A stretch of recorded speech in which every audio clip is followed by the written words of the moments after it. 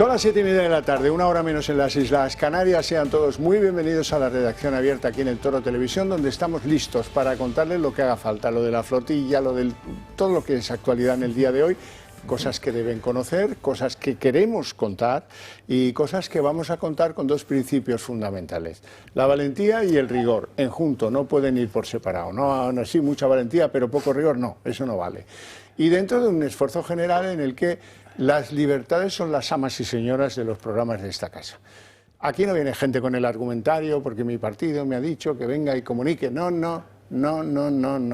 Aquí se viene a pecho descubierto, a rajar lo que uno quiera decir sobre los temas que componen las noticias y la actualidad política, sobre todo política, de nuestro país. Y ustedes ya se encargarán del filtro, de decir, esta idea me ha gustado, esta la tomo, esta la uso, esta la repito y aquella no me ha gustado por lo que sea. Y como van a ver, así que continúen 5 minutos escuchándonos, pues esto no es una telepedro de esas en la que se puede predecir lo que uno va a decir cuando empieza a hablar. Hoy vamos, fíjate si es impredecible este programa, que vamos a empezar hablando de música, porque ya me acompañan aquí dos personas que merece la pena que conozcan.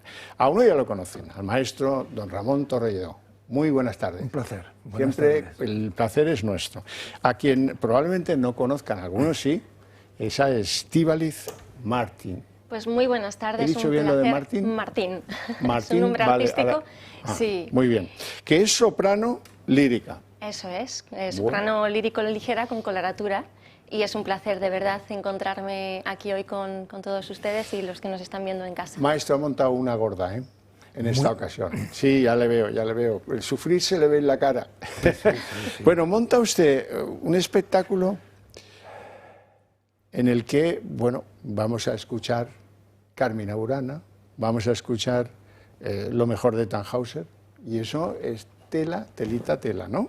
Sí, dos obras monumentales de la historia de la música, y yo creo que no hay, o pocas personas del mundo occidental sobre todo, que no haya oído nunca, y muy específicamente, el primer número de Carmina Burana, O Fortuna, y el tema del canto de peregrinos de Tannhäuser. Bueno, ¿eso qué día tiene usted montado el espectáculo? 25 de octubre, sábado, 12 del mediodía. 12 del mediodía. Un día genial, no hay fútbol. El día del Pilar. El día del Pilar. Si tienen pilares en la familia... ¿El día 25 de octubre es el día del Pilar? Ay, el 25, no. He entendido el 12, perdóname. No, a las 12 del mediodía. No han trasladado el día del Pilar todavía, ¿eh? Ojo que todo se puede andar. Sí. El día 25, sábado, 12 del mediodía, en el Auditorio Nacional de Música. El Nacional, que ya es como su casa, digamos. Exactamente, es la casa de todos los españoles y toda la gente de la música. Bueno, yo esta vez tendría un factor de preocupación un poco menor que cuando usted organiza uno de esos espectáculos, porque tiene usted a Estíbaliz de su lado, ¿no? Es una maravilla, es una de las grandes ya voces de este país, y es el presente y el futuro de la música en este país. Gracias, Ramón. La verdad es que es un privilegio enfrentarme a esta obra, que es grandiosa en muchos aspectos, ¿no? Y sobre todo también que es en la Sala Sinfónica del Auditorio Nacional, el 25 de octubre a las 12 de la mañana.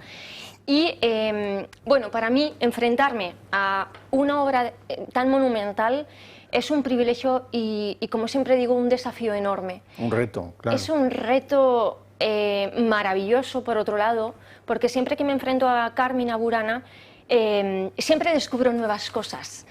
Y en el texto está todo, en el texto es la esencia. Es la esencia de todo, efectivamente. Y luego la música, que es una... Bueno, Karloff, Hugo... ¿Qué dirías que es más difícil, Carmina Burana o Tannhäuser? Bueno, pues mira, yo voy a barrer para casa. Claro. Para mí, Carmina Burana, porque en cuanto a la esencia vocal y la técnica vocal, en cuestión de soprano, yo soy la soprano solista, y luego el coro tiene unos números maravillosos. La soprano está como en un equilibrio entre el coro y la orquesta, que va a ser también espectacular, dirigida por el maestro Torrelledó. Al maestro le quiero preguntar lo mismo. ¿Qué es más difícil de dirigir? Bueno, la música, una persona cuando tiene un nivel más o menos aceptable o bastante aceptable en este caso. Tocar notas no es lo difícil, taca, taca, taca, eso no es lo difícil, eso, para un chico que empieza o chica que empieza, pues puede ser. Aquí el asunto es entrar en el subtexto de la cosa, en el subtexto de lo que hay debajo de esas notas, y ese subtexto te lo marca el texto musical y el texto gramatical, y ahí corroboras como lo que Calorf ha hecho a partir de ese texto, esos textos goliardos, y esa es la gran dificultad, el mantener la tensión tanto en tempos rápidos, en alegros como en lentos. Hacer un dolcísima como canta Estíbaliz, que es algo etéreo que se ha escapado ya de esta tierra, la primera vez que la obra se escapa de la tierra, y mantener la tensión a pesar de que parezca que no pasa nada y está pasando toda la esencia de la obra.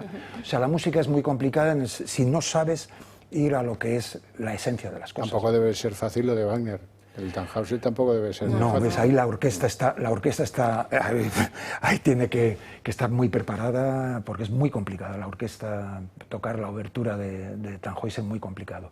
Y el coro es un coro tan conocido que cualquier cosa que pueda ocurrir puede poner en alerta al público rápidamente. Y lo malo de la alerta no es confundirte, no es que no va a ocurrir, a lo que voy. Cuando uno hace una nota más o menos estable, si es conocida, lo que hace es desarma al público, la gente deja de oír. Si te estás siguiendo con atención y hay un mínimo error, la gente desconecta. Y es por eso no se pueden cometer ningún error teniendo en cuenta que son obras muy conocidas, Paul. La soprano lírica no tiene ese problema, porque se los gana en los momentos en los que ella está brillando, ¿verdad? Y luego sí, la técnica, los errores de los demás, pues totalmente. Ya cada uno... La particularidad de la soprano en este tipo de obra, para mí, personalmente, está en la lucidez de la voz, en el color, en que es cristal todo el tiempo, y después de abarcar el repertorio en la obra, luego está el dulcissime, que es cristal, pero a lo grande, ¿no? Y luego, lo que te decía antes, aparte de la técnica vocal está el texto, la importancia del texto, y dejar que esa música te atraviese. Y yo creo, personalmente, y de verdad no lo digo por decir, no lo digo porque yo estoy involucrada en esta producción, que son dos obras grandiosas, sino que yo creo que salir del auditorio conmovido está garantizado con este tipo de repertorio. Bueno, de verdad. Pues mucha suerte, mucha suerte. El sábado, 25 de octubre, a las 12 de la mañana, en el Auditorio Nacional de Madrid. Así es. Quedan pocas entradas. ¿Cómo se pueden conseguir las entradas, maestro? En el Corte Inglés, como siempre. Casa de garantía. Como siempre, o sea que es facilísimo. Si están Wagner. Pero hay que darse prisa, porque muchos se pueden quedar en el intento y eso tiene la pinta, este concierto tiene pinta. Súper desagradable. ¿No quieres hacer un dolcísima final? Bueno, mira, el otro día canté dolcísima, bueno, como tú me digas. Yo aquí aprovechando que tengo al maestro delante, voy a cantar a capela, la parte inicial que te digo que es cristal, que dice... Si quasi ne socio,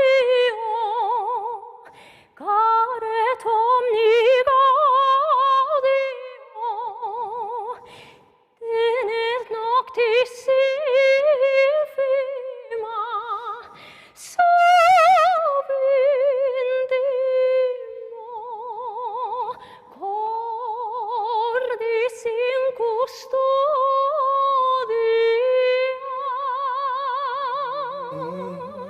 Y bueno, bravo. El resto ya lo sigo cantando yo. Muchísimas gracias por acercaros por aquí. Vamos a ver algo de la actualidad del día de hoy. Y entonces aprovecharemos para que estos señores que tienen ocupaciones, que me he enterado yo, urgentes, pues puedan hacerlas. No se olviden de la cita. 25, 12 de la mañana, sábado. Facilísimo. Venga, cómo canta esta mujer, ¿eh? Maravilla. Vamos a ver algo triste, ha tenido lugar en Manchester, cerca de Manchester. Ha sido un atentado terrorista contra la sinagoga de Manchester. No, de Manchester exactamente no, de un pueblucho cercano a Manchester, lo digo así porque he estado alguna vez ahí y yo tuve que estudiar cerca de ahí.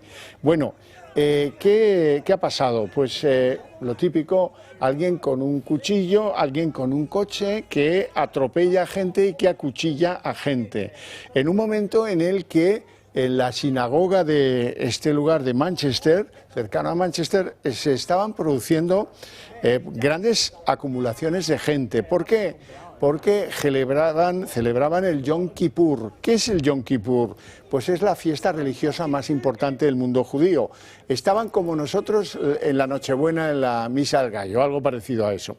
El Yom Kippur es el día de la expiación y es el momento sagrado del año religioso judío. De los 2 muertos que se han producido en el atentado, uno es el sospechoso de haber sido el terrorista que acabó con la vida de uno de ellos y que ha producido heridas graves, insisto, la lista de fallecidos podría incrementarse. Y bueno, pues un atentado más de la intransigencia religiosa. Todavía no se ha querido pronunciar el gobierno del laborista Stormer, pero es lo fácil, lo básico. No hace falta ser un genio del mus para entender que seguramente será algún islamista radical o alguien relacionado con el islamismo radical. Y de Reino Unido, de Manchester, nos vamos a Marruecos, porque hay que señalar algo grave. En Marruecos, 2 muertos, por el intento de asalto de una comisaría de la gendarmería marroquí. Saben que Marruecos hace unos días que la gente muy joven, la gente que está en las redes sociales, la gente que tal, cuestiona al rey de Marruecos, cuestiona el régimen del rey de Marruecos porque, por ejemplo, no les gusta que se destine dinero de Marruecos a los estadios para celebrar un mundial de fútbol y que no se destine a producir nuevos hospitales que atiendan las necesidades de la población marroquí, que ya ha tenido un momento de desarrollo en lo demográfico bastante importante. Bueno, pues seguiremos lo que pasa. Estas son algunas de las manifestaciones y algaradas que estos jóvenes llevan y que parece ser que van también increciendo en cuanto a los objetivos. Asaltar una comisaría en Marruecos es algo bastante impensable, sin embargo lo han hecho. ¿Cómo se ha comportado el régimen? Pues con toda dureza, con 2 muertes y con una represión que supongo que dentro de unos días les diremos aquí que hay 1000 detenidos en Marruecos por cómo han ahogado las protestas de la gente más joven del país. Y de la gente más joven del país nos vamos a la gente que tiene que conocer en España cómo está la vida. Me complace muchísimo que un buen amigo de mis programas, y le conozco personalmente y sé que es una bellísima persona, inspector de la Policía Nacional en la Comisaría Centro de Valencia, Ricardo Ferris, ha sido absuelto por la Audiencia de Valencia porque le acusaban de delitos de odio, porque mezclaba inmigración y delincuencia. ¡Uy! Anatema, eso no se puede hacer. Bueno, don Ricardo Ferris, muy buenas tardes. Lo primero, felicitaciones. Gracias por atender nuestra llamada. Felicitaciones. Y ahora cuénteme usted, ¿qué se queda pendiente? Porque cuando uno gana, sí, ha ganado. Eso es una tranquilidad, llega muy tarde, ha ganado, vale, bien. Pero ¿todo lo ha ganado o se quedan cosas en el tintero? Bueno, ha sido 3 años efectivamente del largo calvario. En primer lugar, muchísimas gracias por invitarme a vuestro programa. Enhorabuena a vosotros también por ser de los poquísimos medios que se dignan a hacerme eco, ¿verdad? Porque para hacer pública la denuncia en su día de la Fiscalía Antiodio, todos los medios, los grandes medios de comunicación se hicieron eco, pero ahora que me han absuelto, con todos los pronunciamientos favorables, pues nadie se hace eco, ninguno de esos medios me da la oportunidad de expresarme. Pues sí, efectivamente, en su día, hace ya 3 largos años, relacioné delincuencia con inmigración ilegal y hice hincapié en que yo llevaba 4 o 5 años sin hacer prácticamente ningún detenido de origen español. Y a partir de ahí pues se inició todo este largo calvario de 3 años, ¿verdad? Me pedían 3 años de prisión, me pedían 20.000 euros de indemnización y nada más y nada menos que 6 largos años de inhabilitación total. Todo esto por dar una simple conferencia en la que hice público esto que acabamos de mencionar. Vamos, ni siquiera Franco, ¿verdad?, en sus mejores días se le hubiera ocurrido algo mejor. 3 años de prisión por una conferencia. Así es, pero yo me refería a su relación con el Ministerio del Interior. ¿Usted ahora está dentro o fuera de la policía? ¿Usted ha recuperado su cargo y condición? No, yo explico. El Ministerio del Interior, a partir de ahí, primero me destituyó. No solamente me destituyó de manera totalmente ilegal, como se ha podido comprobar ahora, sino que además se ensañaron, es decir, pretendieron humillarme, querían enviarme a un puesto de muy inferior categoría.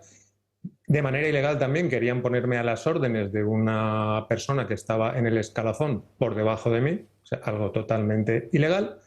Todo pues para forzar la situación y que me apartara de la policía, ¿verdad? Claro, yo no podía pasar por esa humillación. Pedí en primer lugar el pase segunda actividad. Me seguían lloviendo expedientes administrativos por hacer este tipo de declaraciones y al final, por recomendación de mi abogado, como ya llevaba muchísimos más años de los que me correspondían, pues me vi obligado, forzado en este caso, a pedir la jubilación. Y bueno, pues 3 años después, 3 años de largo calvario y ya veo todos los pronunciamientos favorables y absueltos, ¿no? Pero eso no cambia el que se tenga que buscar la vida fuera de su oficio, que era el de ser inspector del Cuerpo Nacional de Policía, ¿no? No, yo gracias a Dios tengo la vida, hace muchos años, desde los 16 años estoy trabajando, tengo la vida más que resuelta. Yo tengo una empresa de seguridad en República Dominicana, me jubilé con la pensión máxima porque llevaba ya prácticamente 40 años, muchos más de los que realmente me correspondían trabajando. Y no, desde el punto de vista económico a mí no me supuso ningún tipo de perjuicio, al contrario, ¿no? En realidad el perjuicio que me supuso fue el de que sigue siendo la pasión, este trabajo sigue siendo la pasión de toda mi vida. Pues yo a día de hoy, fíjese, 3 años después, todavía sigo soñando prácticamente todas las noches que estoy patrullando con mis policías por la calle, ¿verdad? Que es lo que me gustaba y para lo que realmente nací. Pero bueno, así han acabado las cosas, ha sido una victoria un tanto amarga, pero desde luego el sacrificio ha valido la pena y lo volvería a hacer 1 y 1000 veces. Porque si no llegase por el sacrificio, en este caso como el que hice yo, o como el padre custodio que también está en las mismas circunstancias, he tenido el placer de verlo esta mañana también en una entrevista que le habéis hecho, es una excelente persona, una persona que está pasando exactamente por el mismo calvario que estoy pasando yo, o que había pasado yo, por decir algo tan obvio como que el Islam radical pues pretende acabar con todo tipo de civilizaciones que no sean la suya, ¿no? Pero bueno, yo dije algo tan obvio como que la delincuencia está directísimamente ligada con la inmigración ilegal y los aumentos de la delincuencia, especialmente de la delincuencia más violenta, están directísimamente ligados con esta inmigración ilegal y bueno, sigo manteniendo lo que digo porque eso es exactamente así. Y gracias a eso, pues desde hace 3 años en todos los medios de comunicación y muchos profesionales están hablando ya sin ningún tipo de tapujos sobre el tema. Y pienso que en este caso, solamente por eso, pues ha valido la pena. Es verdad que la valentía que usted tuvo hace 3 años ha servido para que hoy de ese tema se hable algo más abiertamente, algo más. Todavía no es una verdad incuestionada, ¿eh? Aún encontraríamos alguna telepedro que dice que esto es anatema y que hay que sacudirle con la escoba como la bruja. En fin, Ricardo, te mando un fuerte abrazo. Me alegro muchísimo. Me alegro muchísimo. Quiero decirle a la gente que no tenga miedo, porque es que los datos son incuestionables. Cuando hablamos, por ejemplo, de las agresiones sexuales, que es otro tema también del que ahora ya se habla pues, prácticamente de manera libre, el decir que, por ejemplo, en Alcalá de Henares, en el año 2023, hubo 8 violaciones y a raíz de la apertura, por ejemplo, del Centro de Internamiento de Extranjeros, en diciembre de ese año 2023, las violaciones pasan de 8 a 13 en el año 2024, pues evidentemente habrá que ver si eso tiene algo que ver. ¿O es que de repente a todos los habitantes de Alcalá les ha dado por lanzarse a violar mujeres? Bueno, pues algo tan evidente como este tipo de cosas, si lo extrapolamos a la situación nacional, es exactamente igual, ¿no? Claro que la irrupción masiva de gente proveniente de otro tipo de culturas ha influido en este crecimiento de la delincuencia. También me acusaban de haber denunciado que Frontex no servía para nada, que servía para meter inmigrantes en nuestro país, en toda Europa, más que para disuadirlos. Y de hecho, el propio director, un año y medio después, el propio exdirector Fabián Legueri, el propio exdirector de Frontex, denunció que efectivamente su misión, desde que ocupó el cargo, le dijeron que su misión era dar la bienvenida a los inmigrantes en vez de espantarlos, ¿no? Bueno, pues estas son realidades incómodas y solamente quiero quiero felicitarle a usted.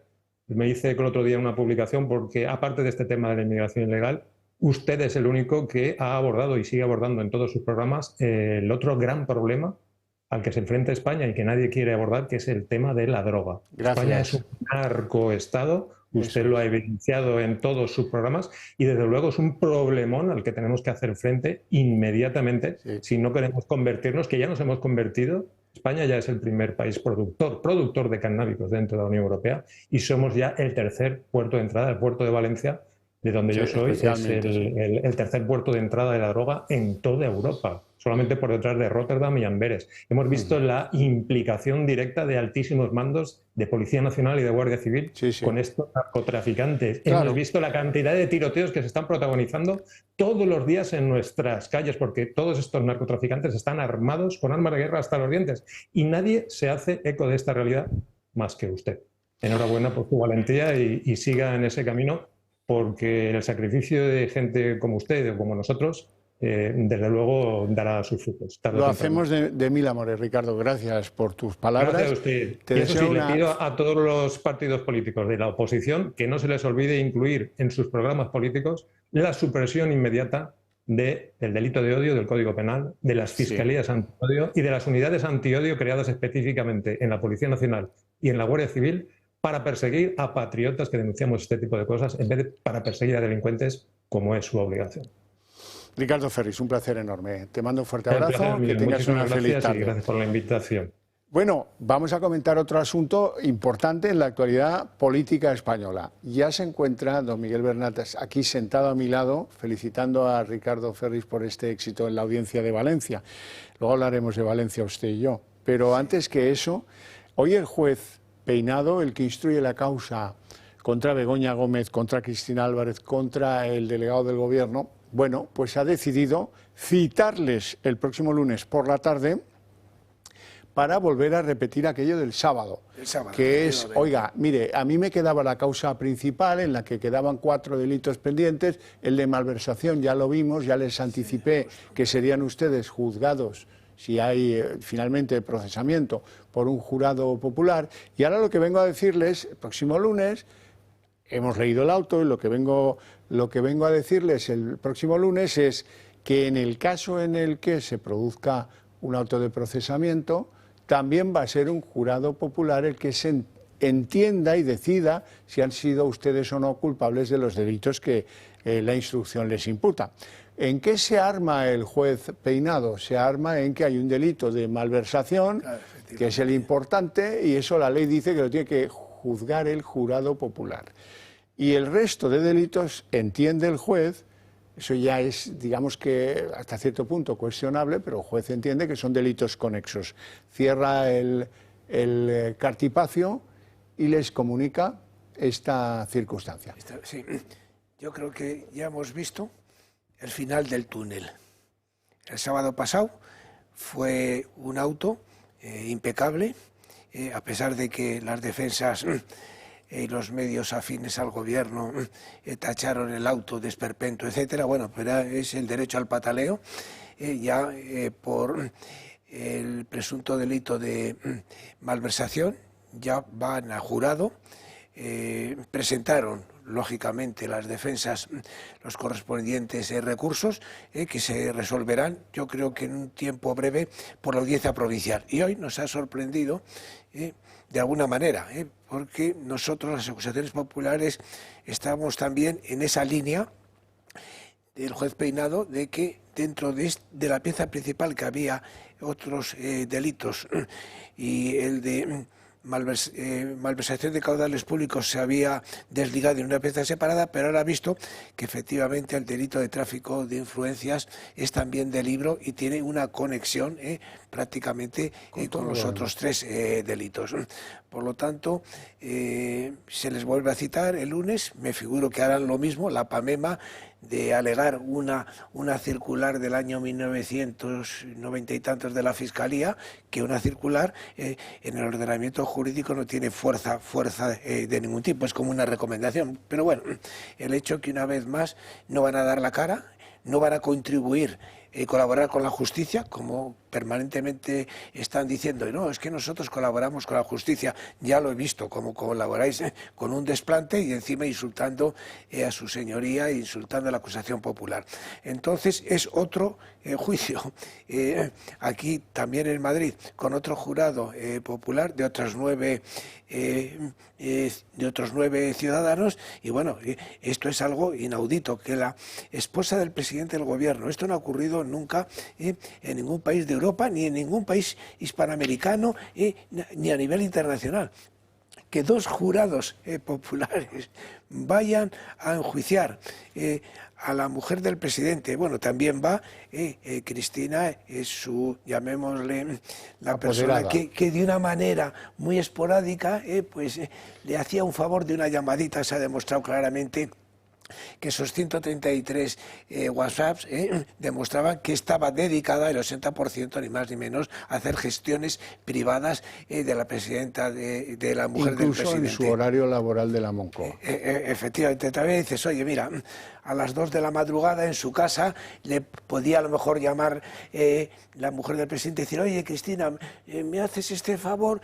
Pero era en horario laboral. Y ahí van, en este segundo auto, va también lógicamente Barrabés, porque sí, sin Barrabés, que era también una especie de testaferro que tenía, con una amistad enorme que le unía, también para sus negocios. Sí, entonces va metido también en este segundo auto Barrabés. Ayúdame, Miguel, a concretar. Tráfico de influencias, las cartas de recomendación de Barrabés que se cobraban con su aportación en los cursos y con su codirección de los cursos. Y con éxito. Bien. Y con éxito. Segundo, lo de la corrupción en los negocios. Pues la corrupción en los negocios es todo este manejo, por eso dice el juez que son conexos. Delitos conexos. Totalmente. La apropiación indebida, por lo del software de la Complutense, que también es un delito conexo. Y por último, lo del intrusismo profesional, que está bien fácil de contar, porque es que como ella no estaba técnicamente capacitada para codirigir el máster, la cátedra o como quieran llamarle, pues ahí hay un intrusismo profesional. Eso es un concurso de delitos, se llama concurso de delitos. Y desde luego, si se la condena, va a la cárcel, porque la suma de todos estos delitos, yo creo que me parece que habíamos hecho un cálculo, pueden suponer cerca de 12 años, Esperemos que cuando salga la sentencia definitiva no esté todavía en el gobierno su esposo Pedro Sánchez, porque sería capaz de un indulto para que su esposa no ingresara en prisión. Quiero recordar que este asunto arranca en abril pasado, lo arranca Manos Limpias, que presenta la primera denuncia en el que fue un aluvión de críticas diciendo que había sido un recorte de prensa. El bulo. Lo que ha dado de sí el recorte de prensa. Menudo recorte. Por cierto, sé que Manos Limpias ha presentado en Valencia, un escrito que a mí me parece que es alucinante. Ya sabemos que la juez que analiza los asuntos de la DANA es un poco una juez un poco sesgadita, un poco de izquierdas, podríamos llamar. Un poquito, no, radicalmente de izquierdas. Pero bueno, hombre, aunque fuera la hija de Bakunin, puñetas, que ponga al marido a interrogar a la gente que pasa por el juzgado, no se me ocurre. Nada, es increíble el espectáculo bochornoso. Entonces, bueno, hemos aportado unas grabaciones de 2 testigos que fueron interrogados por su marido. ¿Y ella estaba presente? No. No estaba presente. Muy bien. No estaba presente, pero es que además su marido no es juez de apoyo. Lo que pasa que dice, bueno, venga, estos testimonios tiene que ser mi esposo, pero con toda la desfachatez. Y hay una implicación también de la letrada de la Administración de Justicia, que presuntamente ha podido cometer un delito de falsedad en documento público, que vamos a pedir las actas a ver qué acta ha levantado. Habrá omitido que esas comparecencias la hizo no la jueza titular, sino el marido. Es un intrusismo descarado. Fuerte, ¿eh? Fuerte. Pues una Esto vez más... anula, es causa de nulidad de la instrucción. Es causa. Bueno, pues una vez más felicidades. Porque muchas gracias estáis a todo y en todo. Mucha energía, ya veo que no os falta. Nos vamos a Aragón. Nos vamos a Aragón porque en Aragón ha pasado algo llamativo que quiero que veáis. Los diputados en la Cámara Aragonesa de Vox han abandonado dicha Cámara porque la Cámara ha decidido guardar un minuto de silencio por los muertos en Gaza. Y esto no les ha parecido bien, que fuera solo de los muertos en Gaza y no de los que produjo Hamás en Israel. Deduzco que esa es la causa principal, motivo y razón por el que han decidido levantarse y abandonar la sesión cuando se producía ese minuto de silencio. Bueno, pues dicho esto y recordándoos la conveniencia mutua de que si habéis entendido las cosas, tenemos ideas compartidas, queremos ser la correa de transmisión de esas ideas, ¿qué tal si nos apoyáis un poquito más? ¿Cómo? Pues haciendo miembros del Club de Amigos del Toro Televisión, o bien pues haciéndonos alguna donación, que ahora, si lo hacéis, van a desgravaros una parte importante de lo que donéis, según las leyes fiscales que imperan en ese país, hasta que algún día nos las cambien, pero de momento son así. ¿Queréis conocer detalles? ¿Queréis enrolaros ya en la familia ya amplia del Club de Amigos? Pues hay que llamar al 91 616 2464. Hay impaciencia por irnos a publicidad porque hay que abrir la mesa de análisis político.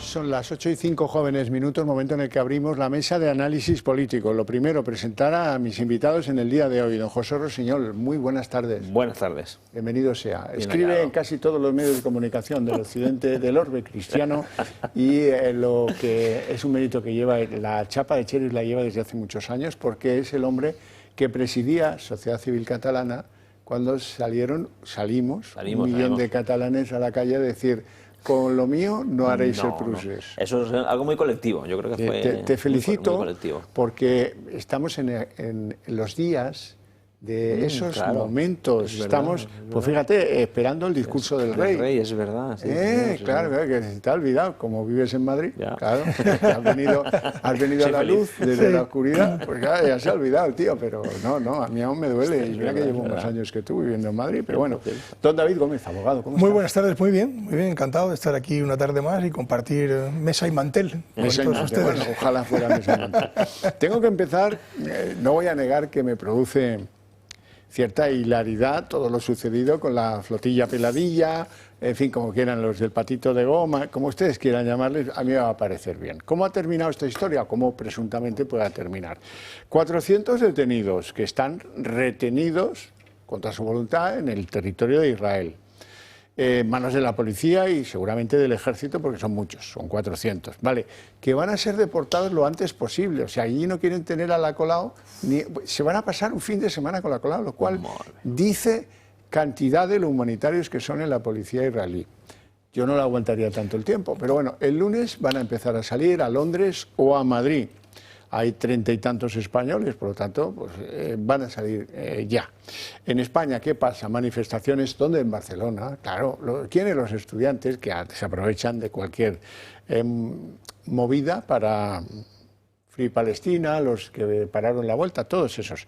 En Italia ya incluso han convocado una huelga general. Va a ser divertido, vamos a ver cuántos participan en ella. Y Israel dice, pues ya que con esto da por concluido el episodio provocativo de la tal flotilla, y al barco que ha quedado medio despistado porque echó para atrás y se salió de la zona de exclusión, le dicen: mira, si vienes para acá te va a pasar lo mismo que a los otros, no vamos a hacer excepciones. Bien. Y ahora entramos en lo que a nosotros nos ocupa. ¿Qué ha dicho Sánchez de todo esto? ¿Y qué ¿qué significa lo que ha dicho? Pues que lo de Palestina era una pose para disimular el día que imputaron a su mujer, cosa que ya habéis oído aquí no una sino bastantes veces. Escuchamos lo dicho por Sánchez hoy. Esta madrugada no hemos podido dormir mucho, hemos estado muy pendientes, lógicamente, de lo que le sucedía a la flotilla. Hemos trasladado al gobierno israelí el que es necesario que protejan los derechos de los, no solamente nuestros compatriotas, sino todos los integrantes de la flotilla. En todo caso, por supuesto, desde España vamos a garantizar esa protección diplomática y, sin duda alguna, la protección de los derechos que puedan ser menoscabados por la acción del gobierno israelí. El gobierno, por supuesto, ha estado con ellos desde el primer minuto, hemos estado en permanente contacto con ellos, hemos también reforzado su protección enviando pues una presencia de nuestras Fuerzas Armadas. No ha podido dormir. A lo mejor es que es por Begoña y no por la flotilla. Bueno, vamos a las reacciones políticas. Me ha llamado la atención la de Ayuso, que lo compara lo de la flotilla con una asamblea flotante de la facultad. Si la asamblea de facultad flotante creyera que Israel es genocida, es un estado genocida, no hubieran aparecido por ahí ni locos. Ni locos. Pero ya se han dado el baño y a partir de ahora, pues venga, subvenciones para chiringuitos, para el teatro, para el cine, ya se han hecho su agosto y esto sigue y les da igual, porque en el momento en el que se está intentando alcanzar la paz y que el mundo contiene el aliento a ver si de una vez esto para, ustedes no lo quieren, porque no quieren la paz, eso es de lo que van. Belarra hace temblar a las paredes, dice que lo van a llevar todo al Tribunal Penal Internacional, a Netanyahu y a la cuadrilla.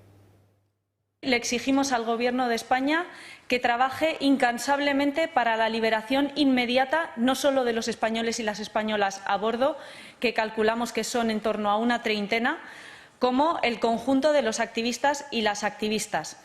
Que diga que lo que esto es, que es un caso de terrorismo de Estado, que es un crimen de guerra. Exigimos al Gobierno de España que se ponga en marcha para que Israel rinda cuentas, que se dirija a la Corte Penal Internacional para denunciar este nuevo crimen de guerra. Y Yolanda Díaz, memorable.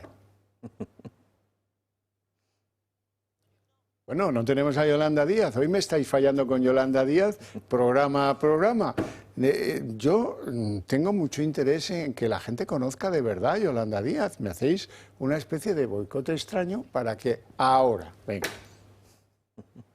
Que el compromiso del Gobierno de España y del BAN, del buque que les acompañaba, tenía que ser absoluto. Son españoles. Tenemos la obligación de darles protección. Tiene que haber coherencia entre el discurso que propició el presidente del Gobierno la semana pasada en la ONU y nuestras acciones. Está muy bien, pues saliros del gobierno si no os conviene. Enrique Osorio, el presidente de la Cámara de Madrid, de la Asamblea de Madrid, que ha dado un baño a propósito de lo que significa la bandera de Palestina. Señora Lozano Sabroso, ya ha tenido esa banderita mucho tiempo, por favor, bájela. Sí, esa banderita que es el color de la dinastía Abbasí, el color de la dinastía Omeya y el color del Islam. Esa banderita, bájela, bájela. Bájela, que la baje, que la baje, que quite la bandera de ahí. Ruego a los servicios de la Cámara, por favor, retiren la bandera. Les felicito por su comportamiento, de verdad, deben tener ustedes muchas ideas. Bueno. Muchas gracias a los servicios de la Cámara. Siento haberles puesto en esta situación. Tenemos un reglamento. Bueno, Rossinyol, ¿qué te parece? Es que esto es tan chistoso, parece que es chistoso, pero no lo es. Pero primero, permitirme dos cosas. Nuestro presidente ni come, ni duerme, ni padece, porque no come, no duerme. Eso ya sabe de quién se suele decir, ¿no? Del cerdo, que ni siente ni padece. Bueno, no, esto es una cita a pie de página. Absolutamente. Bueno, no es un insulto. Entonces, si me permite, hoy en la Puerta del Sol, porque yo trabajo muy cerca, se ha llenado de la Puerta del Sol de chavales del instituto, todo Free Palestine, estas cosas, no sé qué. Y cuando pasaban por delante de un McDonald's, han hecho una pintada, ¿sabes? Free Palestine, no sé qué. Han tenido que cerrar el McDonald's y tal. Se acaba la convocatoria, se disuelven. ¿Y de quién se llena el McDonald's? La pintada. Chavales del Free Palestine. Qué coherencia más absoluta. Pues hombre, pues cuando el hambre aprieta, ya sabes lo que pasa, abogado. Porque nadie sabe realmente la posición que se defiende. Es decir, nadie, ni siquiera los políticos, conocen la posición que defienden. Porque si fuera todo como es debido, yo aquí en esta casa he dicho que trabajé en esa tierra durante un tiempo, en Israel, en Jerusalén concretamente, y conozco la Franja de Gaza, estuve en la Franja de Gaza, en Cisjordania, en la frontera con Siria, en fin, y aquello es algo bien distinto. Es decir, realmente Israel lo que hace es guardar sus posiciones, es la única democracia de la zona, la única democracia de la zona.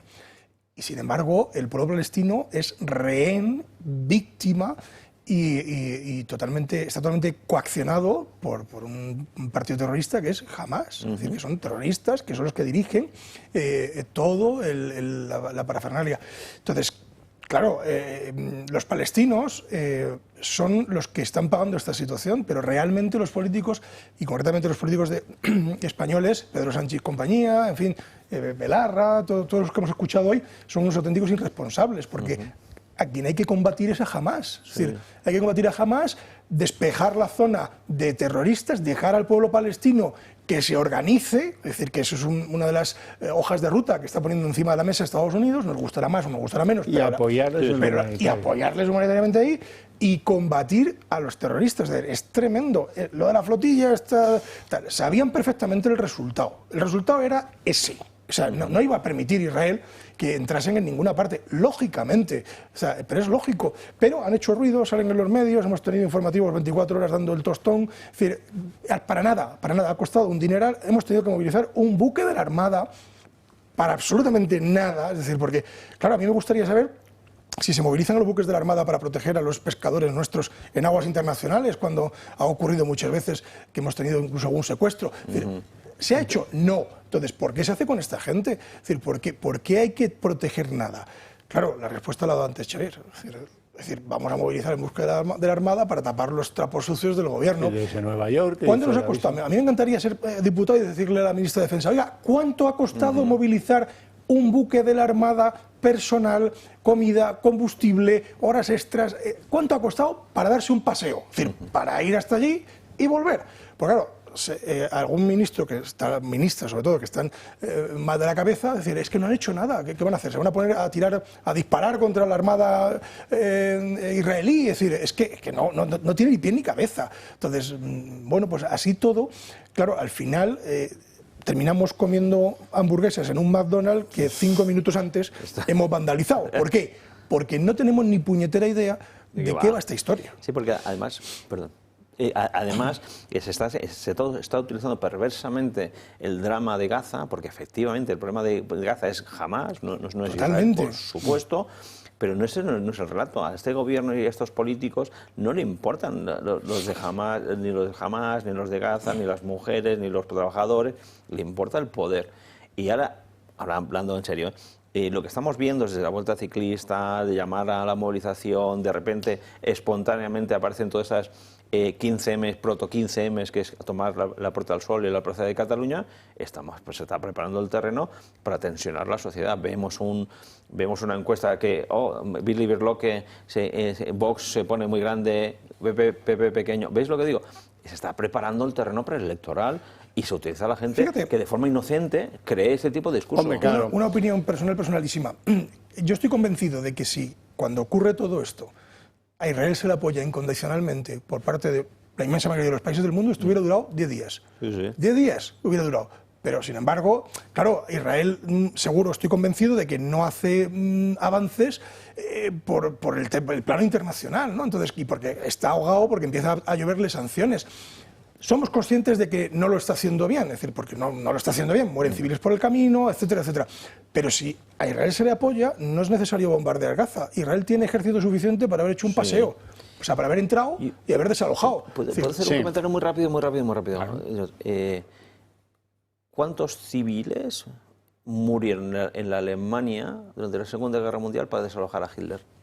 ¿Cuántos bombardeos a ciudades alemanas incendiarios, muchos de ellos?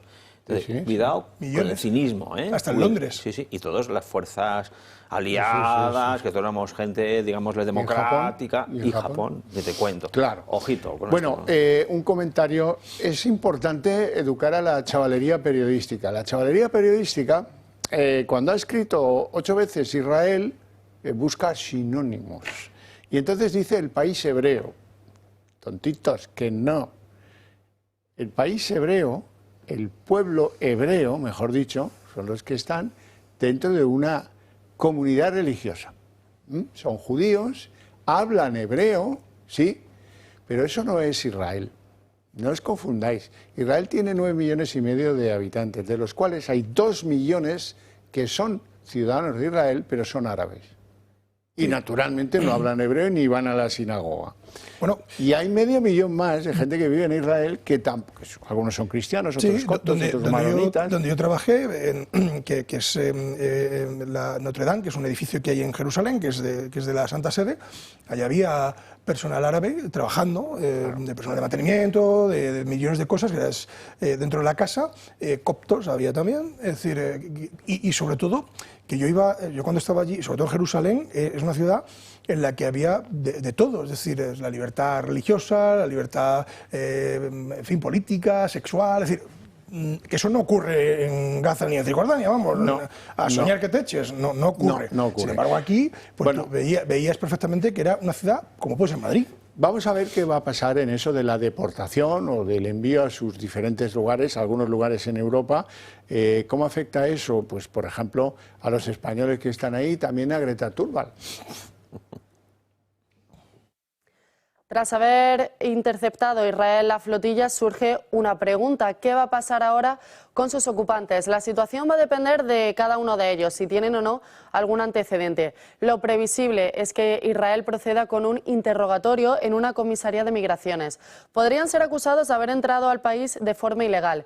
Un equipo de abogados de la flotilla se encuentra ya en Israel para defenderles y en el caso de los ocupantes españoles, el gobierno de Sánchez ya ha anunciado que van a contar con protección diplomática y consular. Una vez interrogados, los ocupantes se van a encontrar con 2 opciones. La primera de ellas sería la de firmar un documento de deportación inmediata.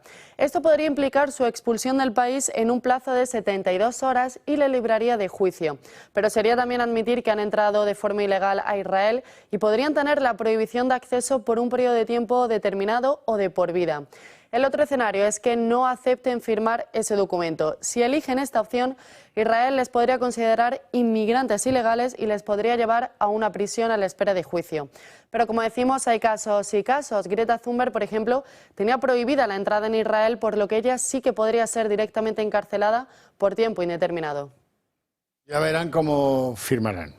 Marien Vallejo, muchas gracias por ese informe. Nos vamos a publicidad 2 minutos. Enseguida estamos de vuelta.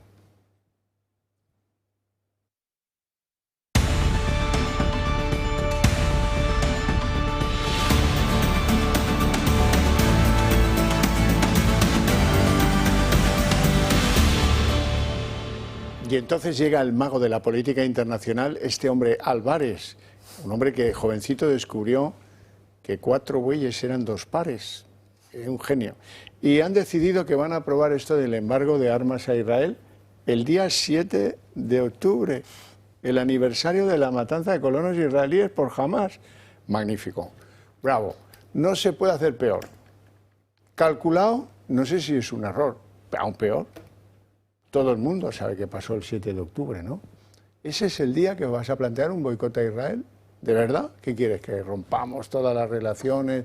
¿Que perdamos 1.000 millones de ventas de productos españoles a Israel cada año? Todo esto te da igual. Puro radicalismo. Este Álvarez es un tío muy peligroso. Me lo han contado que lo conocía de joven en la Juventud Socialista porque tiene aspecto pues, de tolerante y tal. Y es un radical, vamos, de colmillo retorcido. Vamos a verlo.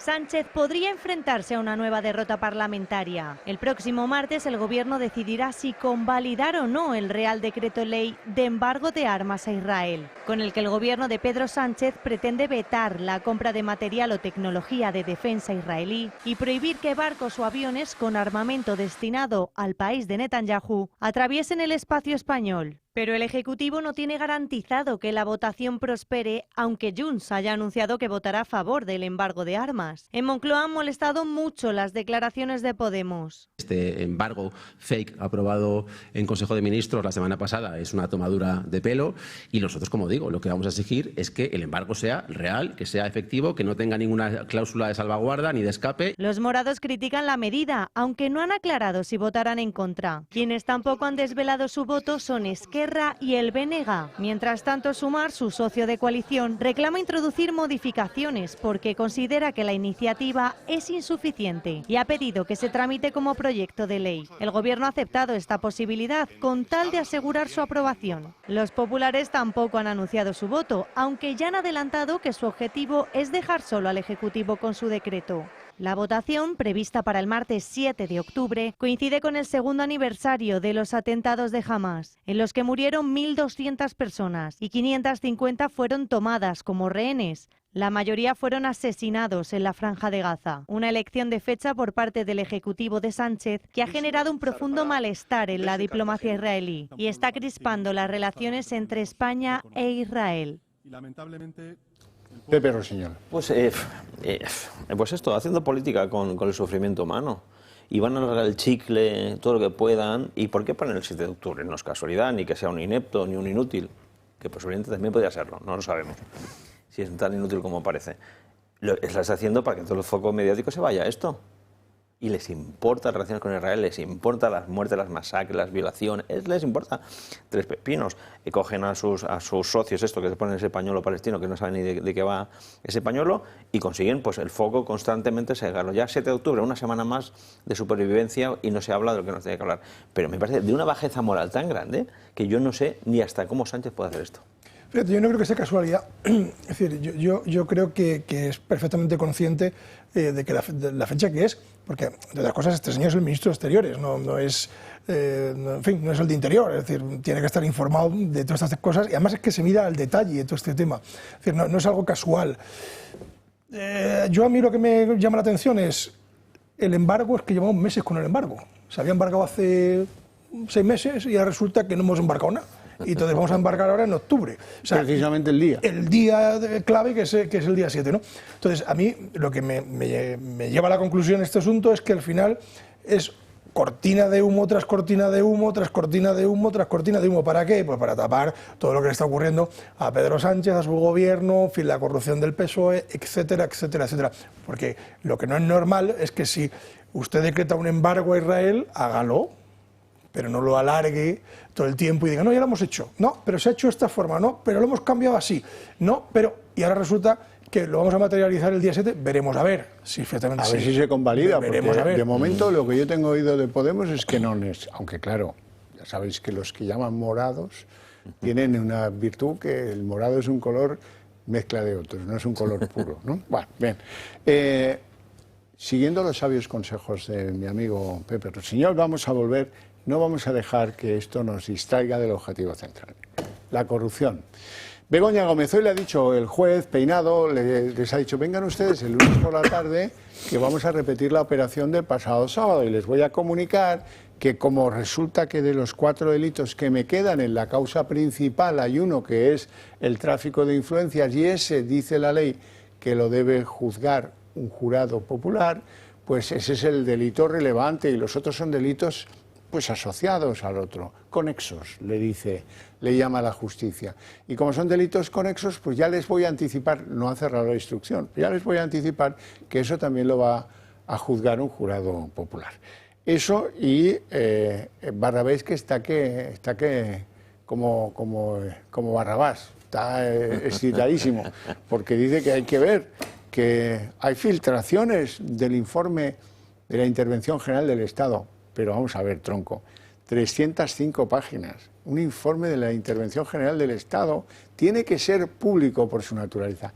Este Barrabés es el que estaba con Red.es, no entiende que los informes son transparentes y públicos, de verdad.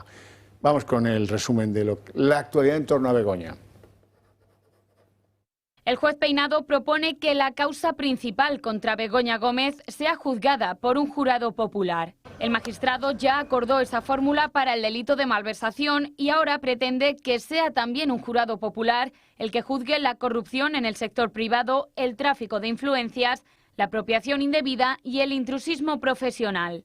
Además de la mujer del presidente, en la parte de malversación figuran como investigados su asesora, Cristina Álvarez, y el empresario Juan Carlos Barrabés, a quienes cita el próximo lunes. Aún está por ver si acudirán a la cita después de que el pasado sábado no acudieran ni Begoña Gómez, ni Cristina Álvarez, ni Francisco Martín a la citación del juez Peinado, al considerar sus defensas que con la presencia de los abogados era suficiente. Por su parte, Barrabés ha denunciado la filtración del informe de la Intervención General del Estado que habla de un posible fraude de ley en varios contratos adjudicados al empresario. Se queja de que cada filtración acarrea un daño profesional, además de un prejuicio económico para él y para sus empresas. También ha salido a la luz el acta de la última declaración de Begoña Gómez. La mujer del presidente declaró el 10 de septiembre y estuvo tan solo unos minutos porque solo contestó a preguntas de su abogado. Sin embargo, un extracto del acta muestra que mintió al juez Peinado. Gómez dijo al magistrado que solo le pidió a su asesora mandar algún mensaje de manera muy excepcional y muy esporádica. Días después de esta declaración, el vicerrector de la Complutense, Juan Carlos Doadrio, remitió al magistrado 121 correos que intercambió con Cristina Álvarez y que desmontan por completo la declaración de la mujer del presidente. Bueno, abogado, ¿esto es normal? ¿Tiene excentricidades? No, yo creo que lo que pasa es que lo que nos están vendiendo por sectores del gobierno, claro. En tema de, en fin, los voceros, es, fíjate, un jurado popular, qué miedo. No, espera, si es que lo dice la ley. O sea, lo que está haciendo el juez es exactamente lo que dice la norma. La norma dice que este tipo de delitos los tiene que juzgar un jurado popular. El de tráfico de influencias. Entonces, y eso se lo van a comer con patatas. Es decir, va a tener que ser así. O sea, usted podrá recurrir a la audiencia provincial, a donde usted quiera, para que evitar o intentar evitar el jurado popular. Pero esto va a ser así. ¿Qué miedo les dan? Que la mayoría de los delitos que juzga un jurado popular, pues terminan malamente. ¿Sí? Peor que si lo hace un juez profesional. Peor que si lo hace un juez profesional. Entonces, bueno, pero es que la ley del jurado en España, que la quisieron hacer para asemejarse un poco al derecho anglosajón, que tiene jurado, porque realmente en el derecho romano no existe la figura del jurado, pues bueno, por aquellos ser modernos, más modernos que nadie, montamos el jurado popular que cabrea a los españoles, que les toca ser jurado, a los jueces, y al que está siendo juzgado, lógicamente. Pero, bueno, tenemos la ley del jurado y este tipo de delitos los contempla que tiene que ser así. Con lo cual, dicho esto, el juez creo que está haciendo una instrucción espectacular, es decir, la está haciendo muy bien. Creo que no se va a dejar pisar la manguera, porque es un juez, un magistrado que lleva muchos años de servicio y ha instruido muchas causas, seguramente mucho más complejas que esta, y no creo que se le escape ningún tipo de detalle y lo dejará todo muy bien atado. Es decir, pero no con ánimo de ofender a nadie, es decir, no con ánimo... O sea, cuando digo esto, a lo mejor la gente piensa, no, por perseguir a Barrabés o a Begoña. No, porque es su trabajo. O sea, es el trabajo del juez, es el trabajo del juzgado y es el trabajo principalmente de las acusaciones, en este caso, que son las que están moviendo el proceso. Porque yo siempre digo, y me habrán escuchado aquí muchas veces decir, en España estamos en un sistema que se llama de justicia rogada. Es decir, lo que no se da no se pide. Cuando dicen, bueno, es que el juez ha pedido los correos. Vale, el juez ha pedido los correos porque alguien los ha pedido. Es decir, porque una acusación particular ha pedido que se haga así. Entonces, obviamente. Entonces, bueno, el juez lo único que está haciendo es trabajar. Y lo está haciendo muy bien, ¿eh? Y no creo que, viendo el chaparrón mediático que hay sobre él, normalmente los jueces que tienen este foco encima se blindan bastante y antes de dar un paso han asegurado 3 anteriores. O sea, bueno, por ahora, todas sus actuaciones, hasta ahora, vienen corroboradas por la Audiencia de Madrid. Todas. Y ahora los recursos los verá la Audiencia de Madrid, o sea que aquí no se genera ninguna indefensión. No, efectivamente no. Más allá del tema jurídico, del cual desconozco los pormenores como compañero, a mí me sorprende ese nerviosismo por un jurado popular. No entiendo cuál es el nerviosismo, al final la ley lo dice, una ley socialista. Además, tienen garantías que seguro, ningún facha con toga la va a juzgar. Van a ser ciudadanos. Entonces, ¿en qué quedamos? ¿Cuál es el problema? que esté enjuiciada, que sea un juez, que sea un jurado.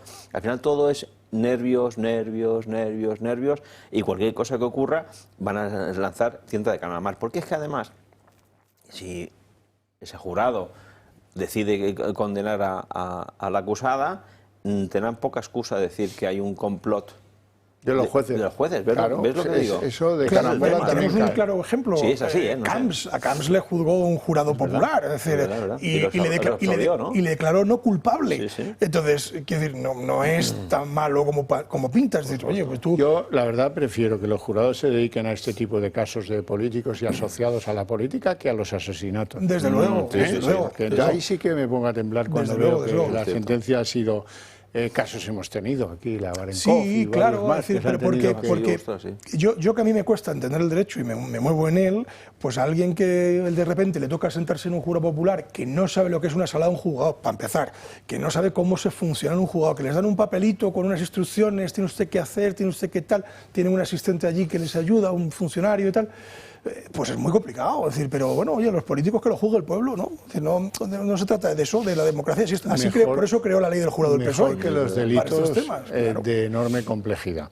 Bueno, esto no es noticia, pero sí es noticia. Resulta que Óscar Puente, el bocachanclas de Óscar Puente, ha quedado enmudecido. De esto no quiere hablar. De esto, de hecho, no habla. La pregunta es muy sencilla. Oiga, su antecesor en el cargo, un tal José Luis Ábalos, movió cielo y tierra para colocar en el Ministerio, no en empresas públicas lejos de... No, en el propio Ministerio de Transportes, Ariadna. Ariadna es una de las sobrinas, señoritas de compañía, etcétera, etcétera. Me atrevo a ir más firme en ese asunto que en el de otras que han pasado por este programa en la fase de las señoritas. ¿Por qué? Porque hay una grabación en la que él le pide a Koldo que o Ariadna o la otra, de la cual llegan a decir que se enrolla de maravilla. Él dice de otra forma, que no quiero yo ofender con palabras gruesas algo tan bajo y algo tan rastrero y algo tan humillante para estas señoritas de compañía, o si lo prefieren, como dice en su candidez, alguien dijo, serán sobrinas de Ábalos. Sí, sí. Vamos a conocer a la tal Ariadna, la última de las sobrinas conocidas. Óscar Puente se niega a aclarar si Ábalos colocó a una de sus amigas más especiales en el ministerio. Como actual ministro de Transportes, tiene que explicar si su antecesor, José Luis Ábalos, propenso a colocar a sus amigas en cargos públicos, situó en un cargo de su departamento del ministerio a una malagueña, Ariadna, una de las mujeres que más mencionan Koldo y Ábalos en las grabaciones incautadas por la UCO. Concretamente un día que organizaban un fin de semana de ocio con varias mujeres. Koldo le ofrecía opciones al exministro como si de cromos se tratase. El asesor llega a decir que a Ábalos le gusta más Ariadna y este responde que no sabe por qué Carlota se enrolla mejor. No, sí que quiere, la otra también, pero era porque cambiarás tú. Pero a ti te gusta más Ariadna. No, claro, Carlota se enrolla que te cagas. Pues la que tú quieras. O Ariadna y Carlota. Óscar Puente, lejos de aclarar este asunto, ha optado por el silencio, cuando el diario de Objective ha remitido una solicitud a través del portal de transparencia, un procedimiento al que cualquier ministerio está obligado a contestar. Una vez recibida esta solicitud, el equipo de Puente del Ministerio de Transportes tramitó la petición, pero decidió cerrarla de golpe, sin explicación alguna. Exteriores, Defensa, Justicia, Derechos Sociales, Política Territorial, Sanidad y Transformación Digital no han tenido problema en responder que no hay rastro de la amiga de Ábalos. Y los que no lo han hecho sí han dado argumentos. Quizá en el ministerio que dirige ahora Puente sale el nombre de Ariadna. Dado el historial del exministro José Luis Ábalos y su manía de emplear a todas sus amigas especiales, las sospechas aumentan. Recordemos que Jessica Rodríguez, Andrea de la Torre y Claudia Montes, todas amigas del exministro Ábalos, fueron recompensadas con un puesto en empresas públicas. Lo que aún no sabemos es de qué beneficios disfrutó Ariadna, por la que Ábalos tenía especial obsesión, hasta el punto de acumular decenas de fotografías y vídeos de ella en sus dispositivos electrónicos. Quizá por ser la favorita tuvo el honor de ocupar un puesto dentro del propio Ministerio de Transportes. Qué desparpajo tiene Ábalos, ¿eh? Qué falta de criterios morales hay en este país que ese tío siga siendo representante en las Cortes de alguien, no se sabe de quién, su partido lo ha mandado a hacer puñetas, pero él sigue allí en el grupo mixto, cobrando a final de mes y representando a nadie, ni a las sobrinas representa, que está en la mitad de ellas presentándole querellas.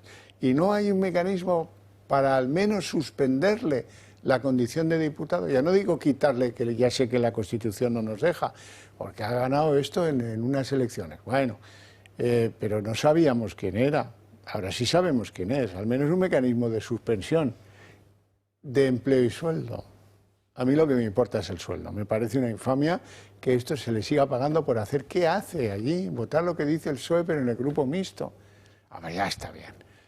Ariadna. Bueno, pues, en fin, cuando Puente no dice nada, pues témete lo peor.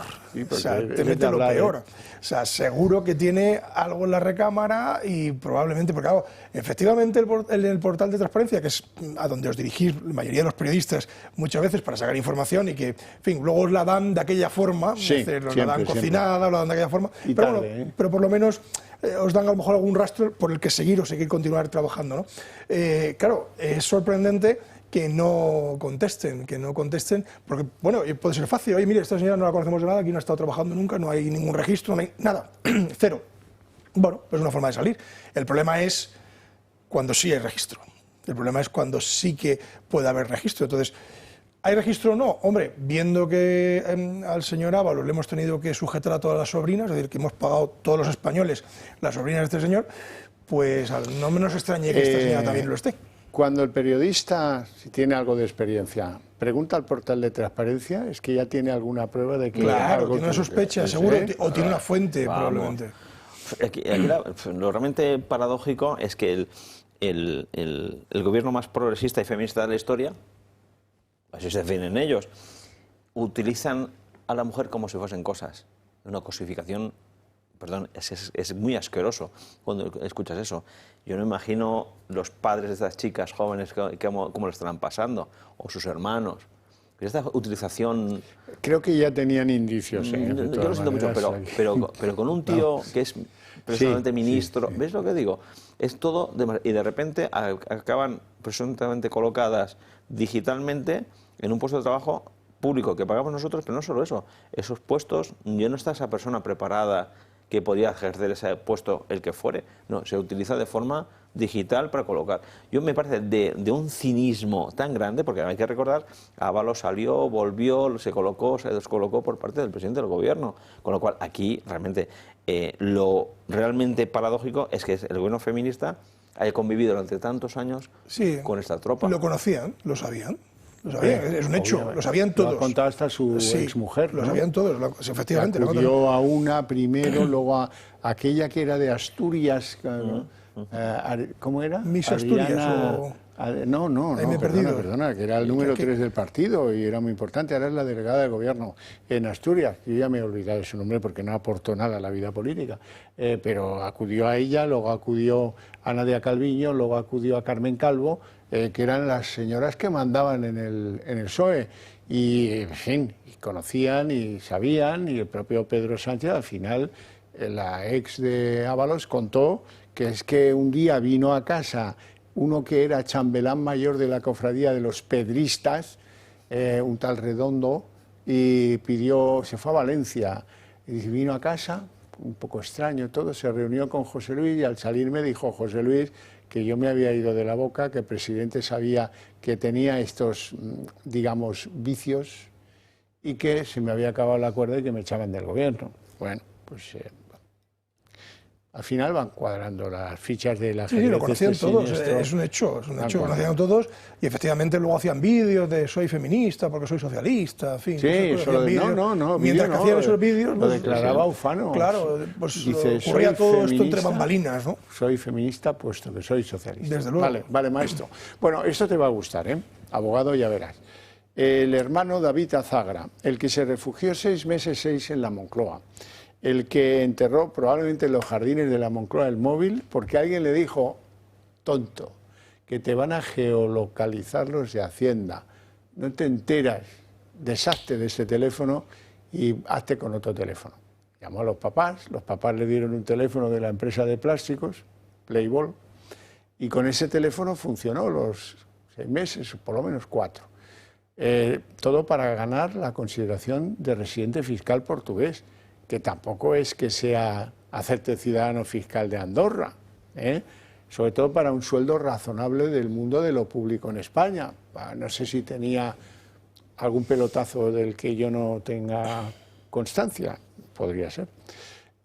Bueno, al final Moncloa admite que efectivamente el señorito de la música, David Azagra, el hermano pequeño del presidente del gobierno, se alojó en Moncloa y los gastos se asumieron por parte del presupuesto de Moncloa.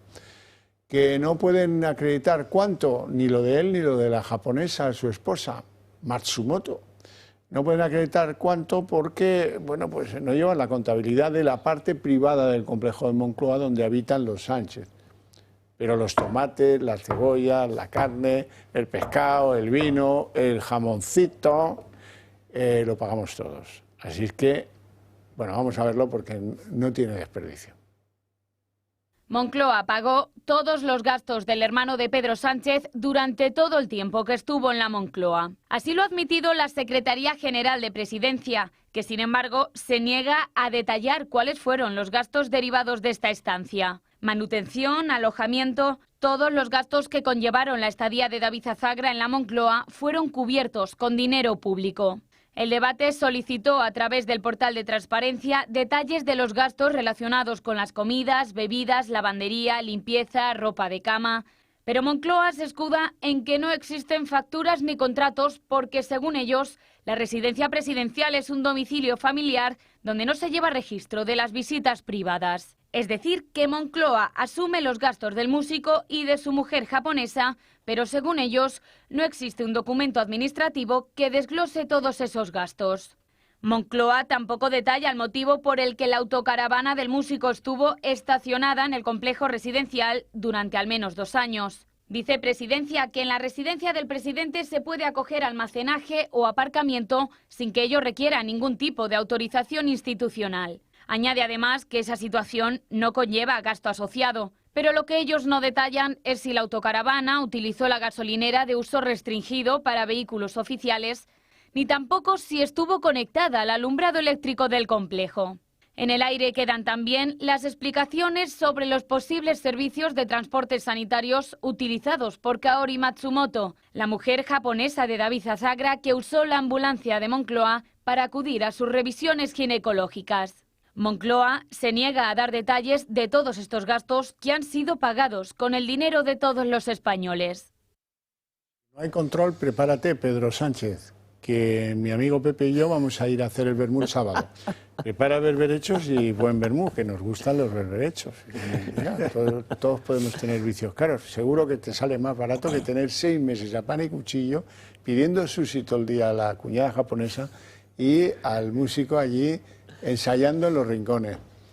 Bueno, yo estoy seguro que este señor fue con la caravana. Digo, ay, aquí sí te puedo aparcar. Aparcó y ahí se le dejó la caravana. Oye, en serio, esto es tan chusco todo. Y menos mal que el presidente del gobierno no tiene 15 hermanos. Porque si no le dan cuenta. No, pero tiene primos, cuidado que tiene primos. Estratosférica, pero ¿cómo se puede llegar a hacer este tipo de cosas? Ese nivel de soberbia y suficiencia. Porque yo lo valgo, yo lo valgo. Y los míos van donde yo voy. Los hermanos siempre hay uno más listo y otro menos listo, ¿sabes? Y aquí ya se ve el desequilibrio para dónde va. Aquí hay un paralelismo que podemos hacer con Mariano Rajoy, ¿no? Pero vamos a hacerlo de tal forma que aquí se niegan ahora a decirnos cuánto ha costado mantener a este señor. Bueno, si os acordáis, Mariano Rajoy, el padre de Mariano Rajoy vivió en la Moncloa, es decir, y fue asistido en la Moncloa, que era mayor, tenía 95 años, entonces, bueno, pues como muchas familias se encargan de sus padres, entonces Moncloa contrató en aquel momento una empresa, creo que fueron 2 trabajadores, si mal no recuerdo, para cuidar al padre del presidente y tenerle, bueno, pues asistido, ¿no? Porque no podía salir. Y yo recuerdo el follón que se montó. Moncloa finalmente sacó a la luz lo que costaba ese servicio, que fueron unos 5.000 euros, y se fue público y notorio, es decir, luz y taquígrafos. Es decir, bueno, pues ya está, pues nadie le va a negar que el presidente del gobierno, que está más liado que la pata de un romano, como suele decir, pues tenga que cuidar a su hijo, sí, a su pero padre, perdón. Lo tenía que haber pagado él. Lo tenía que haber pagado él, correcto. Que para eso tenía un sueldo B de operaciones clandestinas. Efectivamente, es decir, ahí no te puedo quitar la razón porque la tienes, lo tenía que haber pagado él. Pero visto el punto, oiga, si sabemos lo que costó aquello, cuéntenos cuánto cuesta esto. Es que de verdad que no nos merecemos esta clase política. ¿De quién es responsabilidad cuidar al padre anciano de 95 años? El hijo, ¿no? Del hijo, claro. Sí. El hijo lo tiene muy fácil. Tiene que vivir aquí en la Moncloa, pero los gastos que suponga los pago yo. Y chitón. Claro.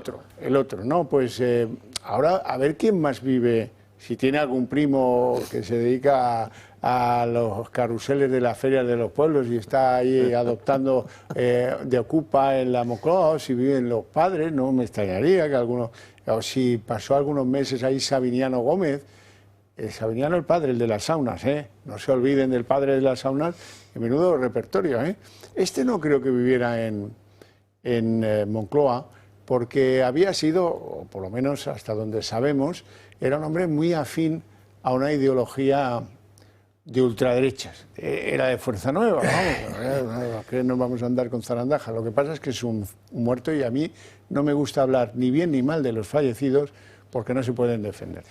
Pero aquí lo han declarado algunos Xavier, que estaban con él en no sé qué escuadrones de no sé qué rollos de Fuerza Nueva. Fíjate que hemos escuchado que hasta la mujer de este señor hacía uso de la ambulancia que hay a disposición del complejo de Moncloa para ir a revisiones ginecológicas. Oiga, vaya usted en metro, es decir, vaya usted en taxi, en autobús, ¿por qué tiene que ir en una ambulancia? Salvo que sea una urgencia. Si es una urgencia, oye, pues tienes que ir. Pero yo doy por hecho que ella, doy por hecho que ella, al ser japonesa, desconoce los hábitos. Cuando vio que había hecho uso de medios públicos para tal, siendo que es japonesa y allí suelen perder los meñiques cuando tienen asuntos oscuros, pues se fue a Japón y sigue allí. Y allí está. Allí con la hija. Pero si me permites como ejemplo, es como si tú trabajas en una empresa privada y te llevas a tu familia a comer en el comedor, le paga una paga esa empresa y no trabajan allí. Es lo mismo. ¿Cuántas empresas vas a aceptar que tu hermano, tu primo, tu cuñada, tu yerno vayan a tu empresa, utilicen las instalaciones de las oficinas, le pagas un sueldo, les des de comer? Es que ninguna empresa toleraría esto. Utilicen un sueldo y haga lo que haga con el sueldo. Tú sabes que lamentablemente en España las familias son envidiosas, son fundamentalmente envidiosas. Y ven lo que ha pasado con Begoña y dicen, es que yo también quiero. ¿Yo? ¿Qué es lo mío? Me voy a España, vengo de San Petersburgo y me montas algo que me gane la vida bien sin tener que ir mucho. Por eso no se sabe la dirección. En la Diputación de Badajoz. No, ni su despacho se conocía, no sabía ni dónde estaba. Y ya lo tienes hecho. Y ahora quiero ser portugués, pues como si quieres ser lo que tú quieras. Bueno, qué horror, qué horror. Tenemos que hacer una limpia ni con lejía. Qué horror. Bueno, estamos llegando al final del programa. Tengo escasos segundos para agradecer a mis invitados su presencia aquí, sobre todo sus opiniones, y a ustedes el interés y la atención que nos dedican. Eso sí, a la vuelta de publicidad, el día en 30 minutos, ahí les espero.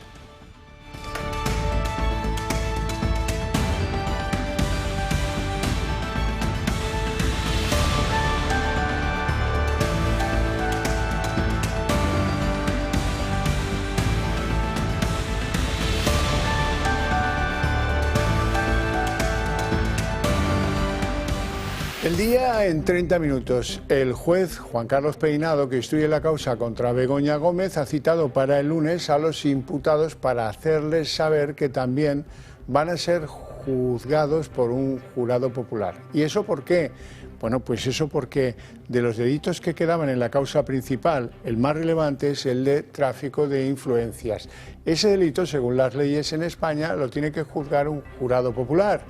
El juez Peinado interpreta que los otros delitos, también que eran 4, además del de tráfico de influencias, son delitos conexos y por lo tanto pues irán en el mismo paquete cuando se termine la instrucción. Así las cosas, tenemos dos vías, la de la malversación, que ya les comunicó Peinado que iría al jurado popular, y el lunes les va a comunicar que la causa general también terminará siendo juzgado por un tribunal de otras 9 personas que nada tienen que ver con la justicia. Begoña Gómez, Cristina Álvarez, y esto es novedad, el empresario Juan Carlos Barrabés se las volverán a ver supuestamente, porque esto de momento es descartable, el próximo lunes con el juez Peinado. Entre las defensas, malestar. Consideran que esa decisión que ha comunicado hoy el magistrado es prematura porque todavía estamos en fase de instrucción y sobre todo porque parte de esos delitos no aparecen contemplados dentro de la ley del jurado. El juez Peinado propone que la causa principal contra Begoña Gómez sea juzgada por un jurado popular. El magistrado ya acordó esa fórmula para el delito de malversación y ahora pretende que sea también un jurado popular el que juzgue la corrupción en el sector privado, el tráfico de influencias, la apropiación indebida y el intrusismo profesional. Además de la mujer del presidente, en la parte de malversación figuran como investigados su asesora, Cristina Álvarez, y el empresario Juan Carlos Barrabés, a quienes cita el próximo lunes.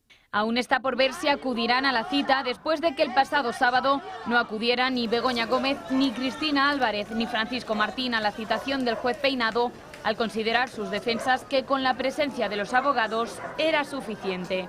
Por su parte, Barrabés ha denunciado la filtración del informe de la Intervención General del Estado que habla de un posible fraude de ley en varios contratos adjudicados al empresario. Se queja de que cada filtración acarrea un daño profesional, además de un prejuicio económico para él y para sus empresas.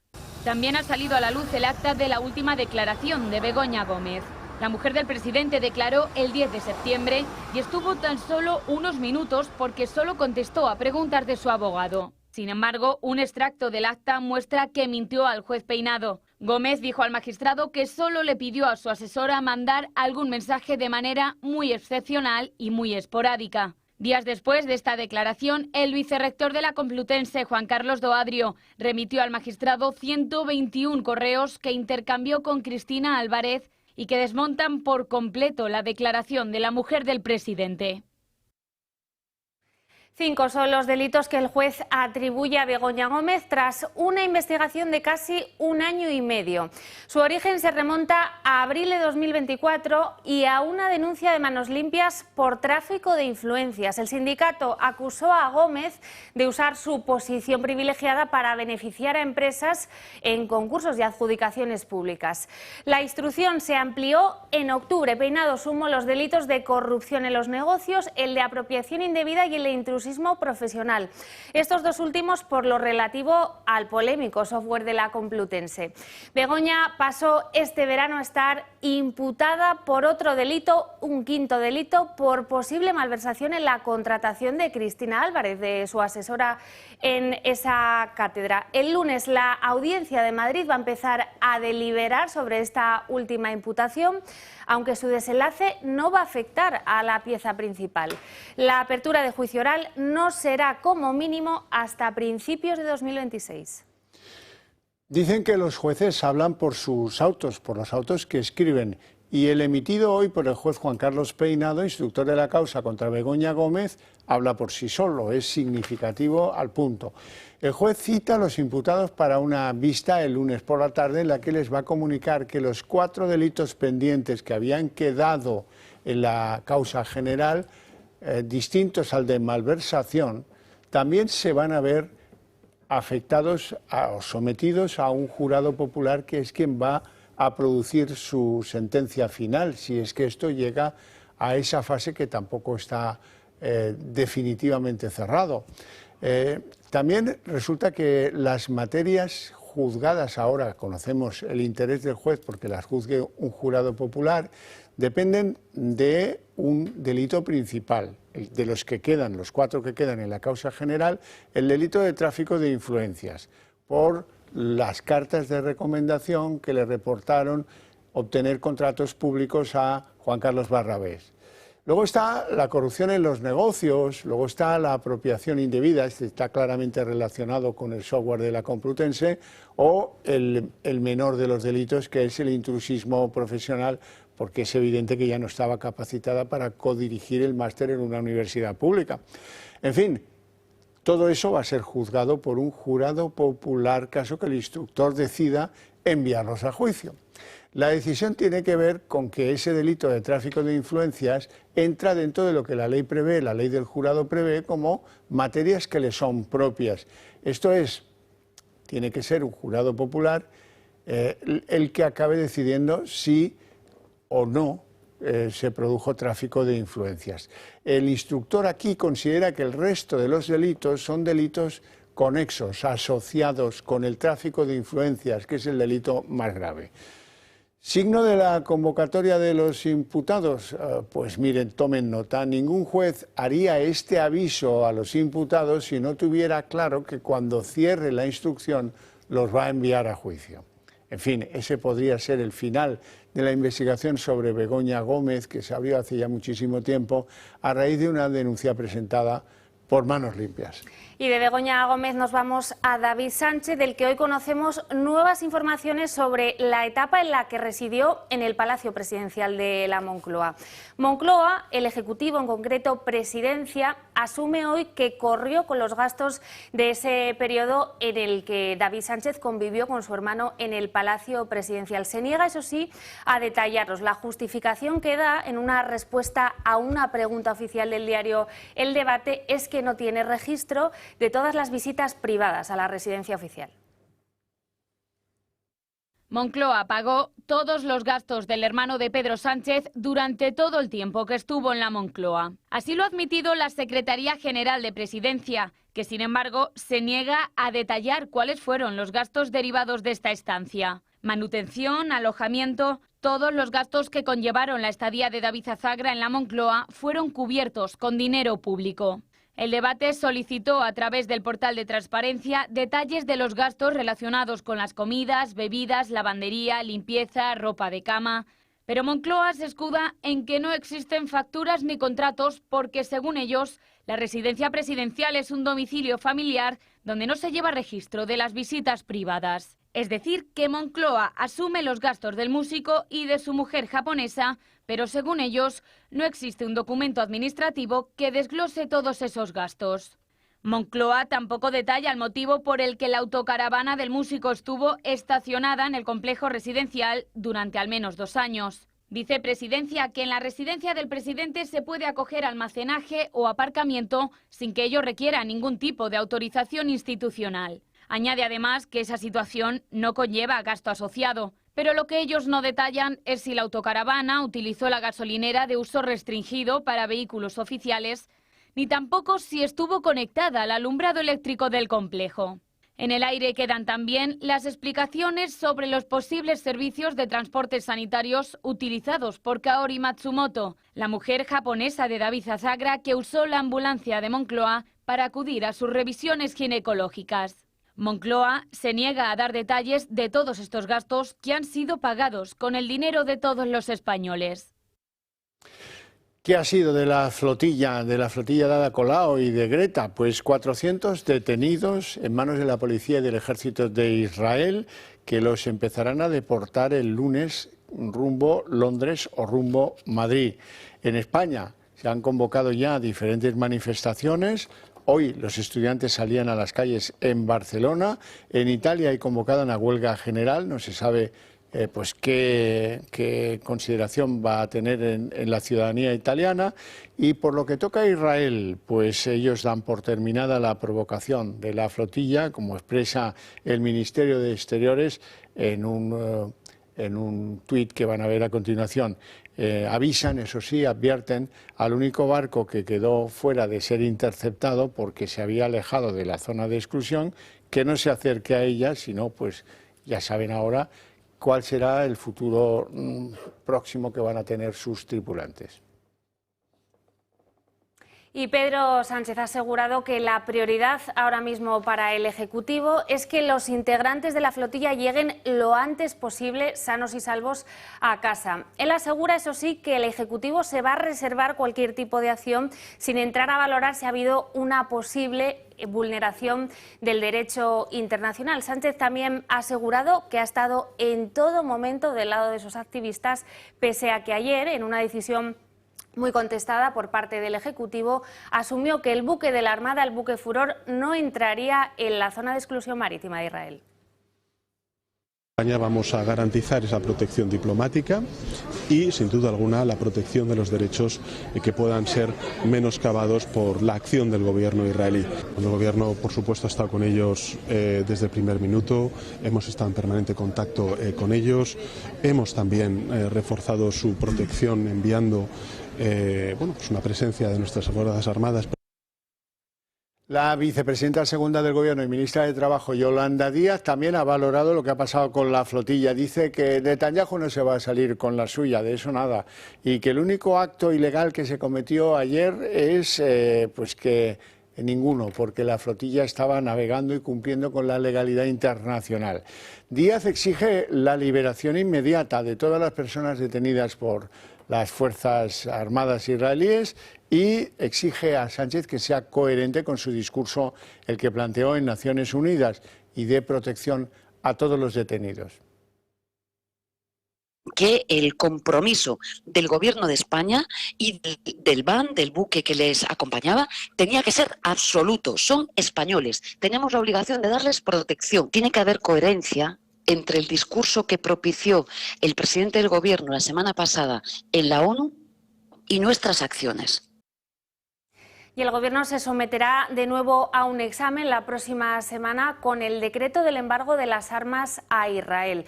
La fecha elegida, lo cierto es que no puede ser menos oportuna. Será el martes 7 de octubre, coincidiendo con ese segundo aniversario de la matanza de Hamás. Fuentes diplomáticas ya advierten de que esto puede traer un nuevo conflicto entre los dos gobiernos.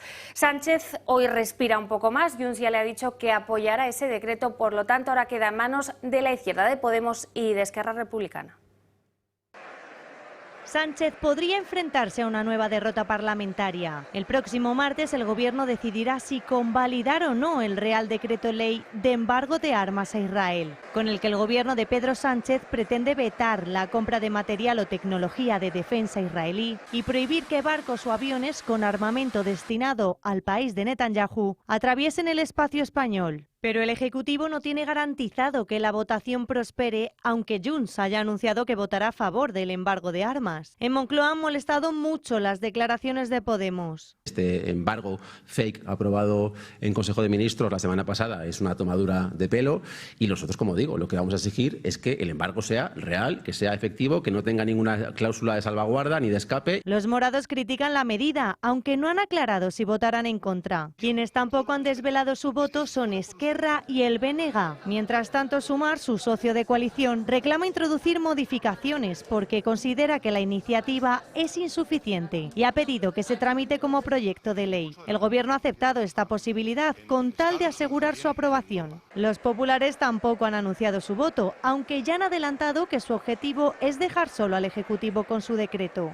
La votación, prevista para el martes 7 de octubre, coincide con el segundo aniversario de los atentados de Hamás, en los que murieron 1.200 personas y 550 fueron tomadas como rehenes. La mayoría fueron asesinados en la Franja de Gaza. Una elección de fecha por parte del Ejecutivo de Sánchez que ha generado un profundo malestar en la diplomacia israelí y está crispando las relaciones entre España e Israel.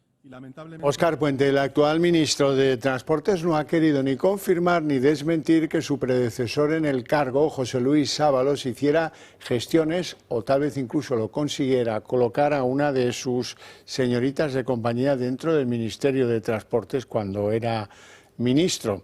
Se trata de Ariadna, una de las que pues el propio Ábalos había manifestado su preferencia para que le prodigara servicios sexuales según las grabaciones de la UCO entre Ábalos y Koldo. Ariadna era una de las preferidas de Ábalos. Y la UCO ha pedido permiso al juez del caso Koldo para investigar el patrimonio de Isabel Pardo de Vera, la expresidenta de Adif, y del exdirector de Carreteras, Javier Herrero. Ambos están investigados en esta causa como presuntos facilitadores de esos amaños de contratos de obra pública. La UCO ha localizado 33 cuentas bancarias a nombre de Javier Herrero, que cuenta además con un importante patrimonio inmobiliario, al menos 6 propiedades valoradas en más de 2 millones de euros.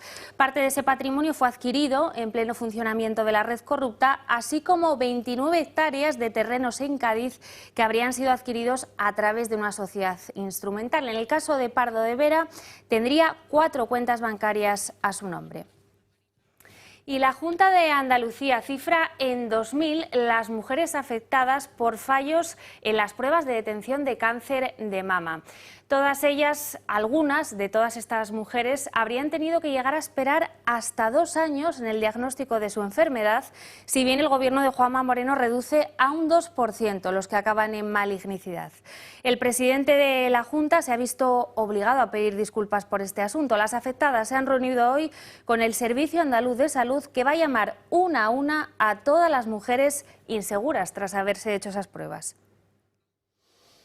Bueno, en lo internacional hay que destacar que al menos se han producido 2 muertes y otras 3 personas están heridas bastante graves por algo sucedido en la sinagoga de la ciudad inglesa de Crumshall, muy cerca de Manchester. Bueno, ¿qué pasó? Pues pasó que en un momento en el que la gente entraba a la sinagoga masivamente porque se estaban celebrando las fiestas del Yom Kippur, un individuo utilizó su vehículo como arma y produjo varios atropellos y un apuñalamiento de una de las víctimas. La otra es el propio sospechoso de la autoría del atentado, que recibió un disparo de la policía al llegar al lugar de los incidentes. Hay que decir que el Yom Kippur es la fiesta más relevante del calendario judío, que esto se ha producido pues trasladando a términos católicos que todos puedan comprender, la noche de Nochebuena en nuestro mundo, ¿verdad? Y que las autoridades británicas reconocen que se ha tratado de un acto de terrorismo, aunque no han querido calificar cuál es el móvil, si es el odio religioso, si es el fanatismo islámico o qué demonios es lo que ha podido pasar. El hecho cierto es que nadie duda de que sea un atentado de carácter o de raigambre islamista. Y ya son 2 los muertos y 400 los detenidos en las protestas de la conocida como Generación Z en Marruecos. Ellos protestan por la falta de oportunidades y denuncian una corrupción sistémica en un Estado que mira para otro lado. Estas manifestaciones dieron un giro violento anoche, cuando se produjeron todos esos altercados que les contamos tuvieron tan grave desenlace. Las protestas pacíficas derivaron en altercados contra edificios públicos y de las fuerzas de seguridad, con jóvenes incendiando locales y vehículos en el este y en el sur del país. Precisamente en la localidad de Leclia, a 500 kilómetros al sur de la capital, fue donde se produjo lamentablemente la muerte de esos 2 jóvenes. Ellos pertenecían a un grupo que intentaba asaltar la comisaría, donde las fuerzas de seguridad tuvieron que disparar, según ellos, en defensa propia. Al menos 23 manifestantes resultaron heridos y ya hay 400 personas detenidas por esas protestas. Bueno, Marina, ¿qué amistades va generando Pablo Iglesias? Qué interesante. La verdad es que no deja a nadie indiferente. El fundador de Podemos ha anunciado una colaboración muy especial para su canal Red, su canal de televisión. A partir del próximo mes de octubre, o sea, a partir de ya, Iglesias va a emitir informativos y programas de la televisión oficial china, del régimen chino. El acuerdo se fraguó durante un acuerdo de las actuales dirigentes de Podemos, Belarra y Montero, antes veían esa imagen, en la que también participó Pablo Iglesias, algo que a muchos desconcertó, pues Iglesias ya no forma parte del partido. Canal Red abre así las puertas a CGT en español, así es como se llama el canal, con una justificación clara. Hay que dar, dice Iglesias, un punto de vista diferente al habitual en los medios occidentales y, sobre todo en un momento delicado, asegura, con la perspectiva del gigante asiático en una época de turbulencias con la llegada de Trump a la Casa Blanca. Desde aquí no nos lo vamos a perder. Bueno, hasta aquí el día en 30 minutos. Les deseamos una feliz noche a todos, especialmente, muy especialmente a aquellos que sigan con la señal del toro. Y les dejamos con Sandro Meco y volvemos mañana a la misma hora. Que descansen.